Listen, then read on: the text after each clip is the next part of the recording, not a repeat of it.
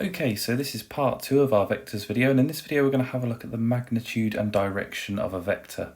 Now the question that's on the screen is the kind of question that we're going to build up to, but as with all of these we're going to start off with some of the easier questions and some of the fundamentals behind this topic. So with that being said, let's get started on our first question.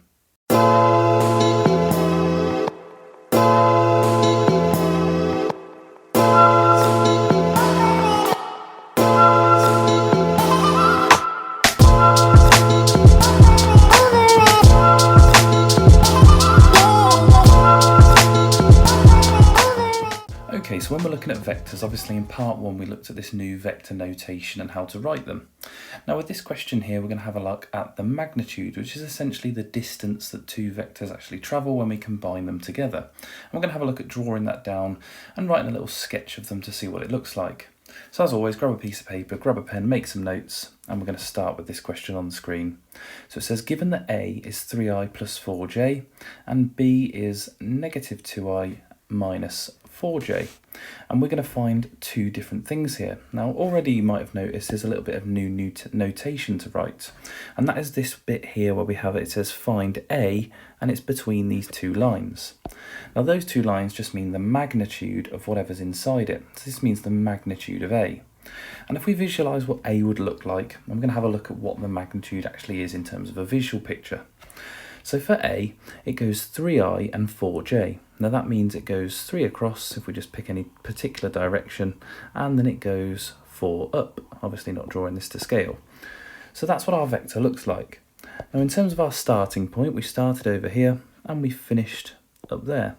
So our vector has actually gone in this direction that I'm drawing in with that green line. And as you can see, that forms a right angled triangle. Now the topics that are going to be involved in this, obviously when we're looking at right angled triangles, we can have either Pythagoras or potentially we could use some SOHCAHTOA. And if we want to find the length of that line, which is what the magnitude is in this case, the actual distance that we've travelled by going 3 across and 4 up, we're going to use Pythagoras to work that out. So we can draw a right angle in if we want, but ultimately if we're going to use Pythagoras to find this magnitude, we just need to go about using Pythagoras' theorem. So for part A here, we have a length of 3 and a length of 4. So we're going to do 3 squared plus 4 squared, and then we're going to square root our answer. Now, rather than doing this in 2 steps, let's just stick our square root right over the top, and there we go, we can stick that straight into the calculator, and we get the answer of 5. So the magnitude of the vector A is 5, or in other words, it travels an actual distance of 5 units, whatever those units may be. Now for part B, it says find the exact value of, and that exact there giving us a hint that our answer is going to be in surd form, which we'll hopefully see in a sec, and it wants us to find the magnitude of 2a plus b. Now it's completely up to you. If you want to find 2a plus b by writing these in column vector like we went over in part 1, you can do, or you can just use your sort of mathematical logic here to get two a's together. So 2 lots of A, well if we deal with the i's to start with, we'll have 2 of these 3i's, that gives us 6i, and then we've got a b that we're going to add to that, and in that we've got negative 2i. So we've got 6i, take away 2i, and that's going to leave us with 4i, so that's going to go 4 across. Then we've got to do the j's, so if we do those separately, we've got 2 lots of the 4j, which is 8j, and then we're going to add to that the minus 4j over here, and that leaves us with 4j. So we have 4i plus 4j. So that is our vector 2a plus b. Of course, we're going to find the exact value of the magnitude of that vector. So for part B, we're going to take the same approach and we're going to use Pythagoras again. Again, you could draw a sketch of this 4 across 4 up, but once you get your head around this, hopefully you can avoid potentially having to draw some of these sketches when they are slightly easier like these ones here.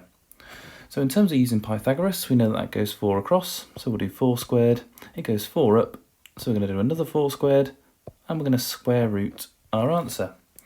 Now 4 squared plus 4 squared is 32, so we have the square root of 32, and to be fair, that is the exact value there, although when it comes to surds, we should always look to simplify them wherever possible, and considering you have a calculator for these questions, it's easy enough just to type it into the calculator, and it's 4 root 2. There we go, it's root 16 root 2, root 16 goes down to 4, so 4 root 2 there being our final answer, 4 root 2. So there we go, that's what we mean by the magnitude of a vector. We're going to look a little bit more into the direction and stuff later on in the video, but let's have a look at our next little bit, looking at a unit vector. Okay, so for this question we're going to have a look at a unit vector, and it says here, given that 4i plus 3j, or a is 4i plus 3j, find the unit vector in the direction of a.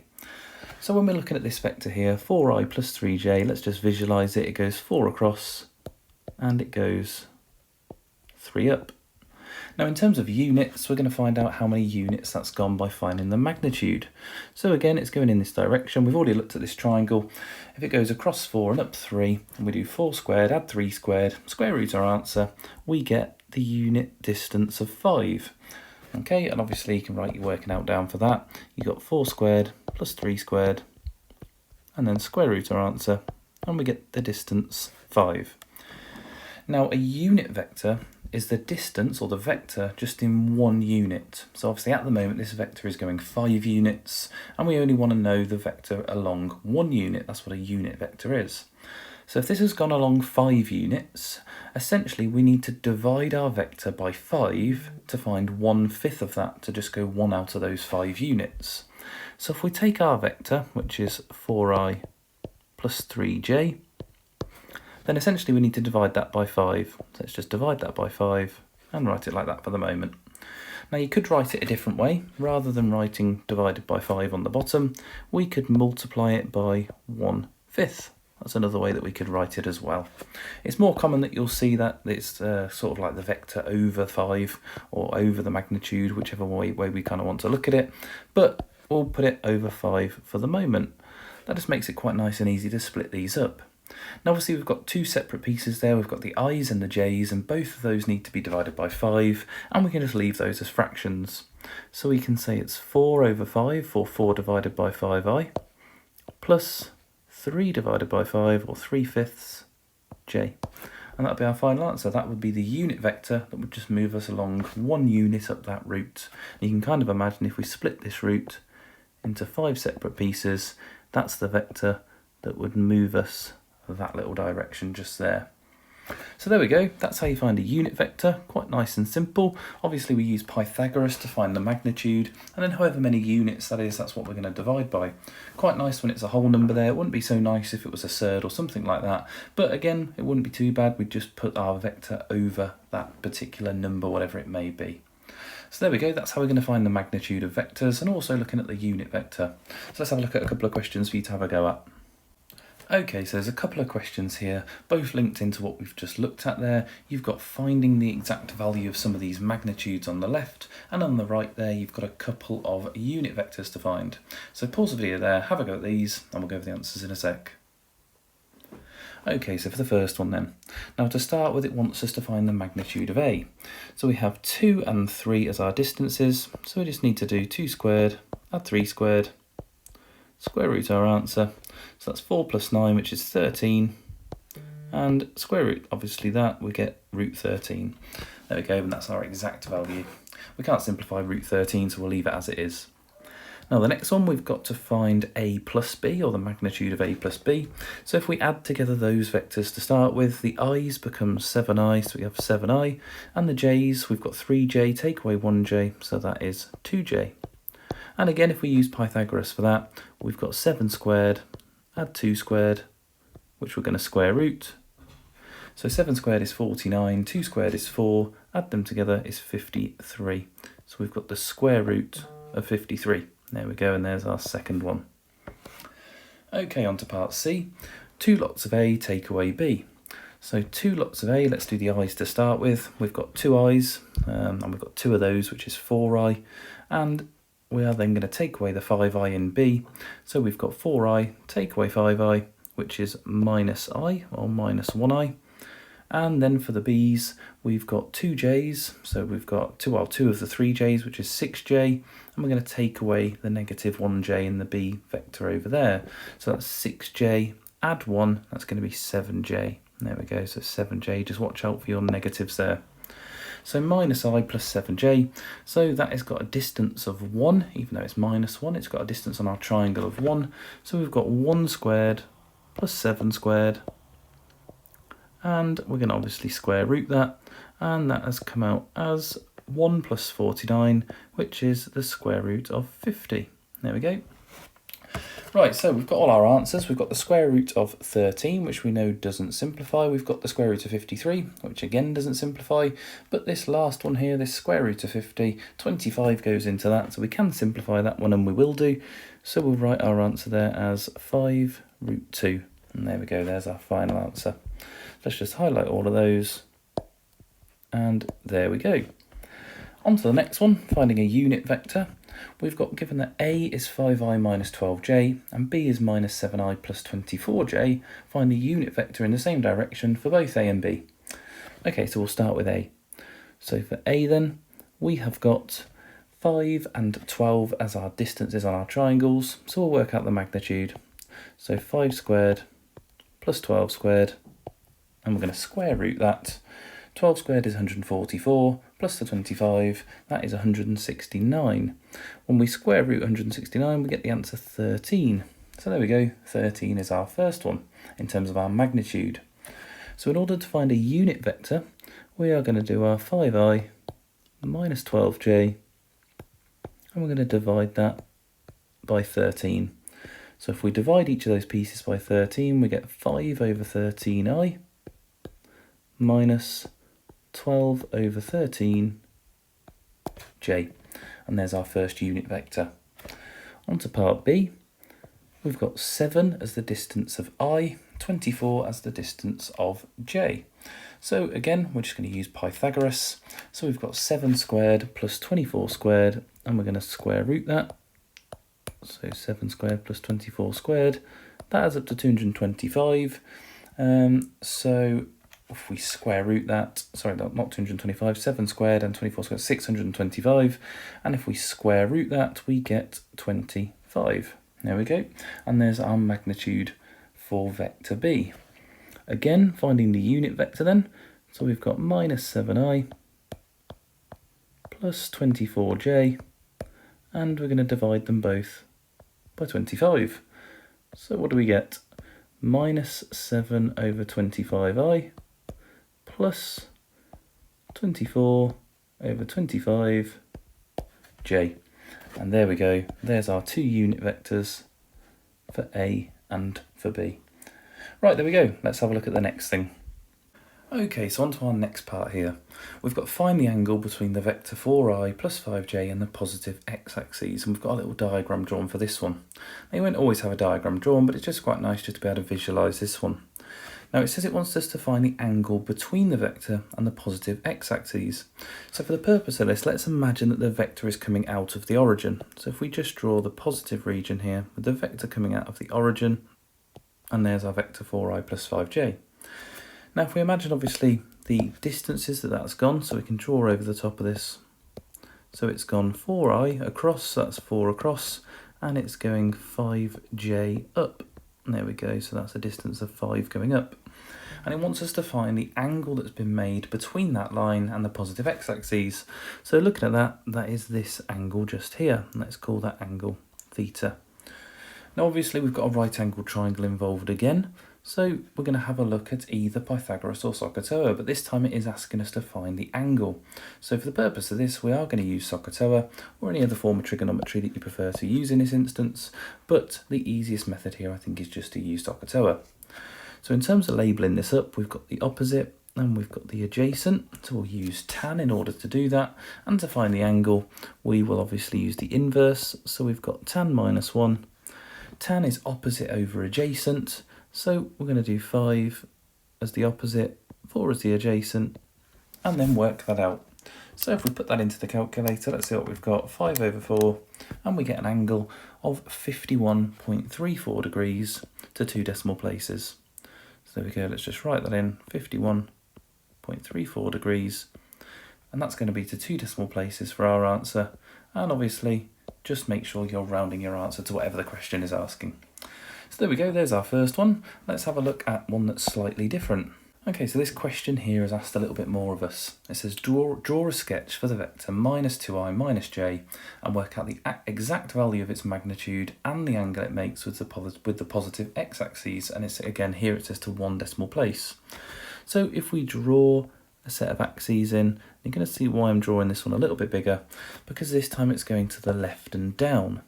So if we have a look from the origin, let's have a think, and I'm going to overemphasize this a little bit. It's going left 2, and then it is going down by 1. And let's just join that up to draw our triangle. So again, we have got a right angled triangle.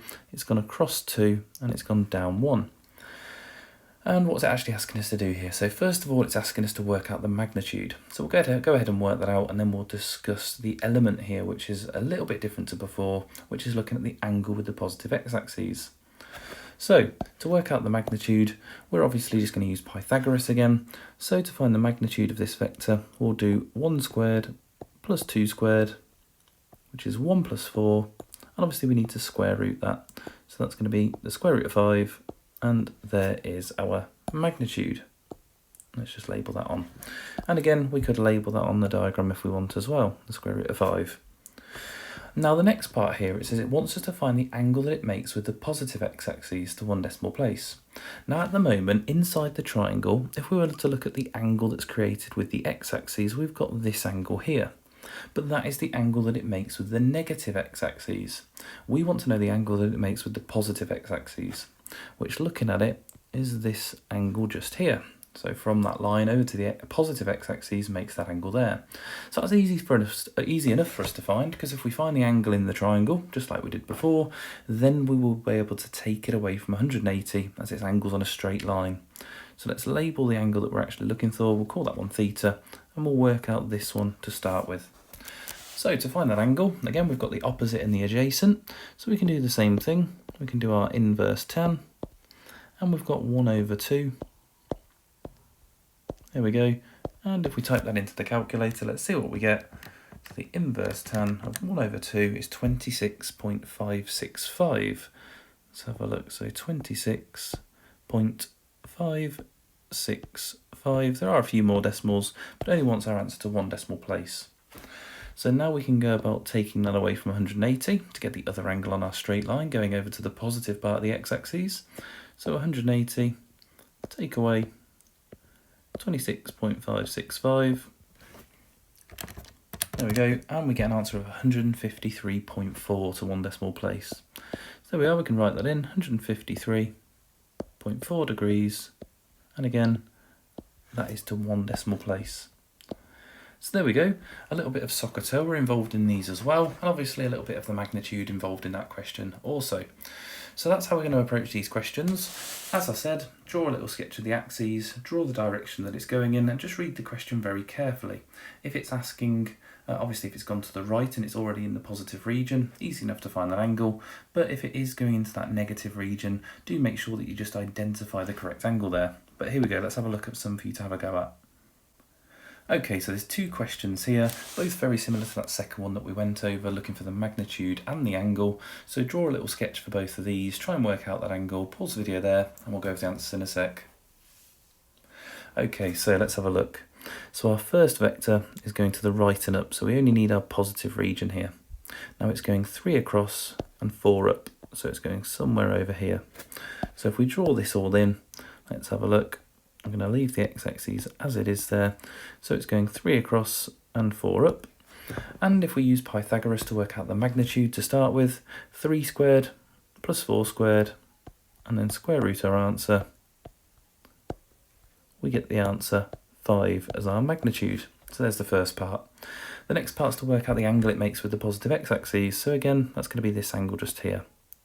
So again, we can use inverse tan, opposite over adjacent. So just to make sure we write our working out down, tan minus 1, 4 over 3, our opposite over our adjacent there, and we'll write down our answer and we'll round it straight away.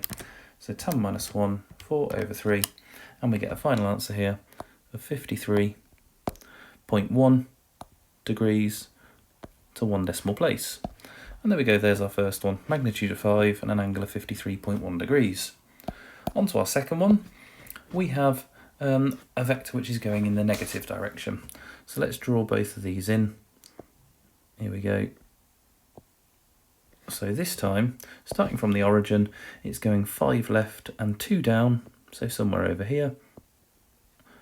And that's what it's going to look like. So that's going a distance of 5 to the left and a distance of 2 down. And again, we're going to find the angle it makes with the positive x-axis. So that's going to be the larger angle, which we can see over here. There we go, and we'll call that theta. So again, just like before, in order to find that, we're going to first find this angle inside the triangle. And again, we need to find the magnitude. So we'll start off by finding the magnitude. So just like before, using Pythagoras, we've got 2 squared plus 5 squared as our distances, which we're going to square root, and that makes 29. So it's the square root of 29, and there's our magnitude. Moving on to the angle, again, we're going to use inverse tan, and we're going to do the opposite over the adjacent again, so that's 2 over 5, and let's just type that in. 5 on the bottom, 2 on the top, and we get our angle. We're going to give it straight away to 1 decimal place, that is 21.8 degrees. Now obviously we just need to finish this off because we need to find the angle on the other side of that. So to finish this off, we'll take that away from 180. So 180 minus 21.8. And obviously just be careful if you have rounded your answer in the stages of your working out that you use your previous answer on the calculator just in case, as when I take that away from 180, some of the other decimals have just slightly rounded it and it's come out as 158.2 it comes out to, so actually it doesn't really matter in terms of that one, but sometimes it can make a difference, so just watch out for that. And there we go, there's our final answer, 158.2 degrees. So there we go, there is a nice little introduction to magnitude and direction when it comes to these vectors and some of the other processes that are involved. Now we're going to have a look at our final little example and a final question for you to have a go at. Okay, so on to our last little bit here. It says in a triangle, PQR, P to Q is 4i plus j and P to R is 6i minus 8j. Find the size of the angle, QPR, in degrees to 1 decimal place. And it also wants us to find the area of the triangle. So let's go about drawing this. Now let's start with P, as both of these vectors are going from P. So let's call this point here P. Now the first vector there is going 4 across and 1 up. So let's just imagine that 1, 2, 3, 4 across, 1 up. So let's just imagine it's here. There we go, and we'll call that point Q. Now to find point R, that's going 6 across and 8 down. So let's do it again. 1, 2, 3, 4, 5, 6, and then 1, 2, 3, 4, 5, 6, 7, 8. Right, okay, there we go. Not to scale, but just to give us a general idea of what it looks like. And that is our point R. Now let's join these all together. So P to Q, Q to R, and R back up to P. There we go. So this wants us to find the size of angle QPR. So QPR is just over here, and again let's call that theta. There we go. And it wants us to find it in degrees to 1 decimal place.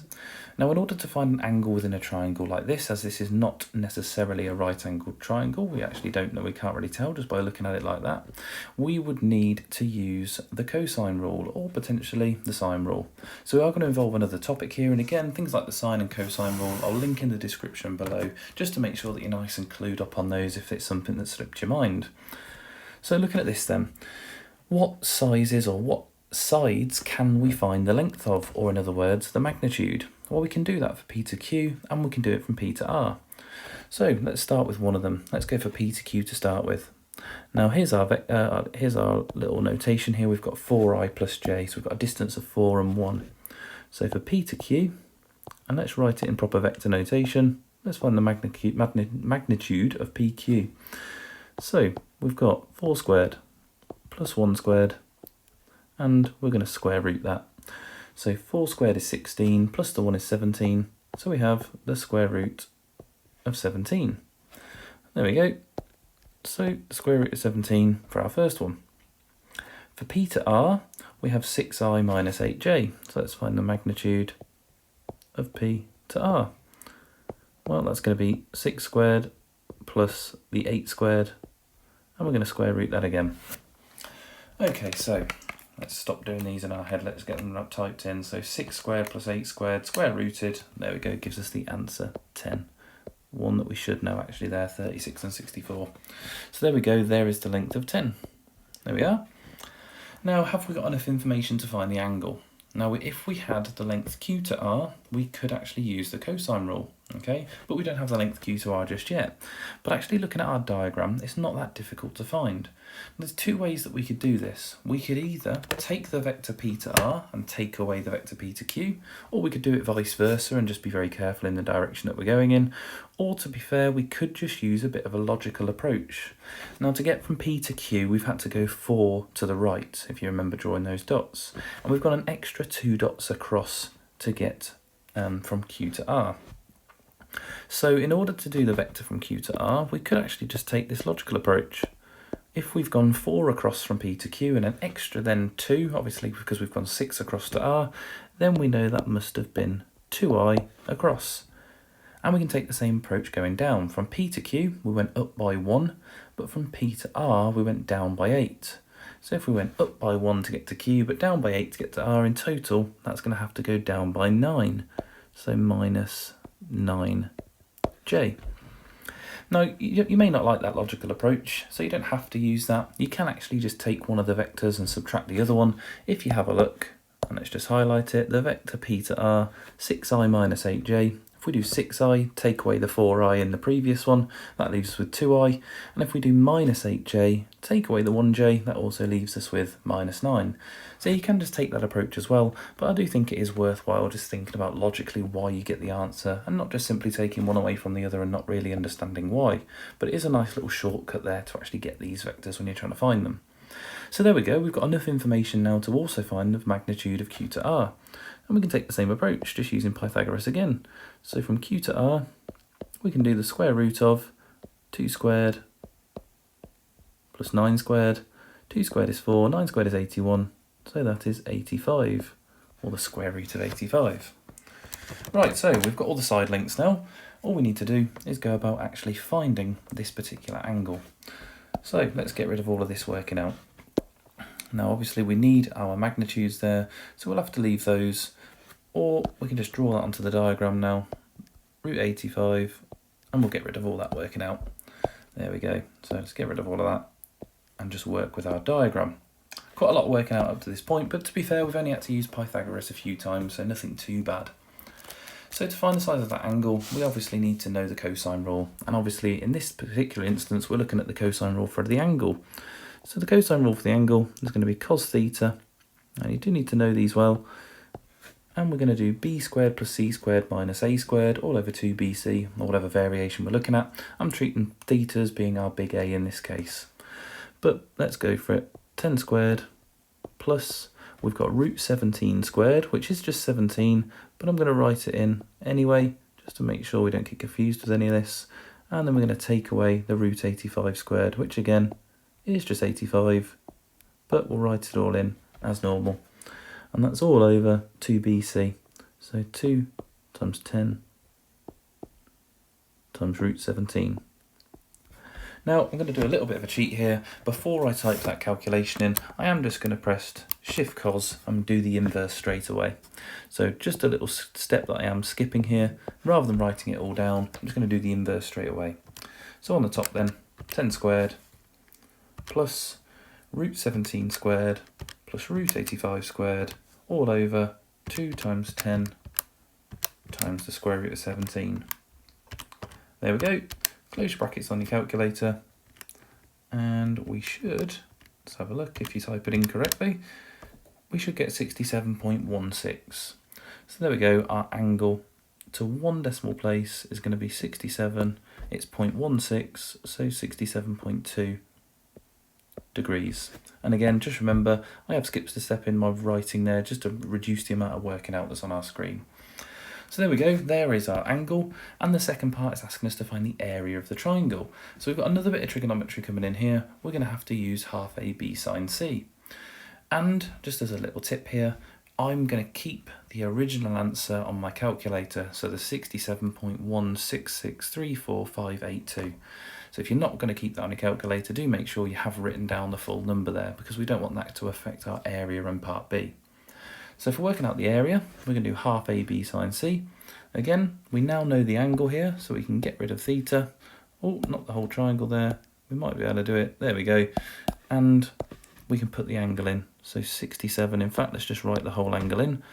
67.166,345,82. And now we can do half AB sine C.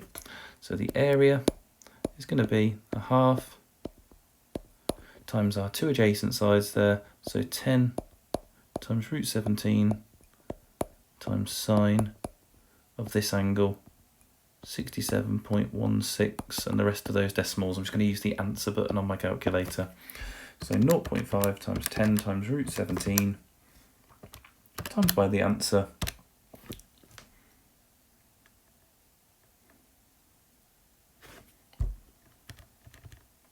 And there we go.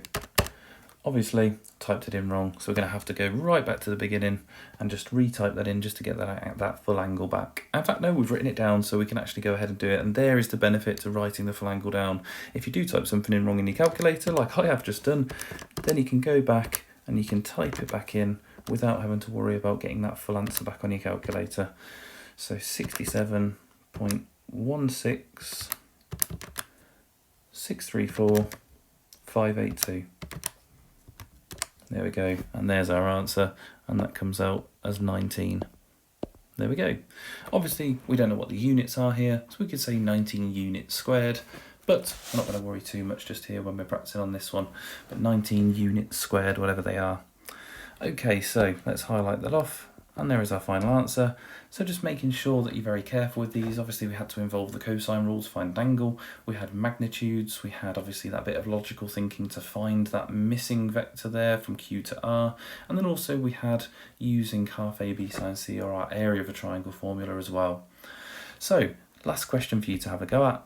Pretty much exactly the same as this one. See if you can get it right. Here it is. Okay, so pause the video there and we'll go over the answers in a sec. Okay, so looking at this one then, let's see what we've got. So let's go about drawing it. Again, we've got PQR. From P to Q, it goes 4 across, 3 up. Let's put that there. So P and Q. And from P to R, it goes 6 across and 4 down. So that's going to be over here somewhere. Try and give myself a little bit more space this time. There we go. And let's join that up just so that we can visualize it. There we go. Okay, so we are going to find the angle QPR, which again is this angle just here. So let's go about finding the magnitude of the sides. So P to Q, there we go. We've got the square root of 4 squared plus 3 squared. We've done that one a few times throughout this video. That's a magnitude of 5. Let's label that on the diagram. The next one, which is P to R, let's find the magnitude of that. So that is the square root of 6 squared plus 4 squared. There we go. So the square root of 6 squared plus 4 squared, there we go, comes out as 2 root 13. There we go. And there is our next one. Let's label that on the diagram as well, 2 root 13. Now the next one obviously here is where we just have to put a little bit more work into it, but let's think logically. From Q to R, how much further is it? Well, it was 4i along from P and it's over to 6i, so that has to be another 2, so that's 2i. We went up 3 on our first one, but we've gone down 4. That's a difference of 7 there. So from Q to R, that's going to have to go down by 7, so minus 7j. So we can find the magnitude of that. There we go. So from Q to R, the magnitude of that is going to be the square root of 2 squared plus 7 squared. There we go. Again, let's just type that in. 2 squared plus 7 squared, and that gives us the square root of 53. And again, we can label that just there as our magnitude, the square root of 53. Right, okay, so now we can actually go about finding the angle. Let's get rid of some of this working out. So using the cosine rule again, we are going to do cos A or cos theta is going to equal, on the top, 5 squared plus, and we've got 2 root 13 squared, take away root 53 squared. And that's all over 2bc, or 2 times 5 times 2 root 13, those adjacent sides. Now again, I'm going to type in cos minus 1 and then type my sum in so that we find the angle there. So shift cos, and what have we got then? 5 squared plus, and then we have 2 root 13 in brackets, and that is squared as well. Take away root 53 squared, which is just 53, and on the bottom 2 times 5 times 2 root 13. Press equals, and we have 70 point, and I'll tell you what, I'm going to write the whole thing down this time again. 55996517, then we'll round it to 1 decimal place, so 70.6 degrees. And there we go, there's our first answer for the angle. Now we're going to work out the area of the triangle. So in order to work out the area, we're going to do the area is half AB sine C, so half times 5 times 2 root 13 times sine of our angle, the full one, 70.559, and the rest of that. Let's type that in, 0.5 times 5 times 2 root 13 times sine of the angle, and we get an answer there of 17, and again we could say units squared as well, but there we go, there's our area, 17. And there we go. There is obviously looking at the magnitude and direction of vectors and incorporating some cosine rule and area of a triangle in our later questions there. Hopefully you found that useful and helpful. If you did, obviously please like, please comment, please subscribe, please share the video, and also don't forget to check all of the other videos in this series and in the other A-level series in the description. Until that, see you for the next one.